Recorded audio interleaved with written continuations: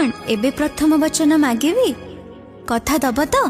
हाँ हाँ माग, मु निश्चय देवी।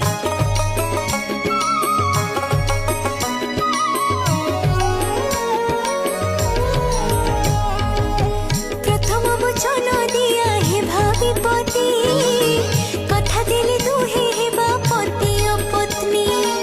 जेबे तुमे तीर्थ व्रत करिण जीव, सेते बेले मोते निश्चय संगरे नब।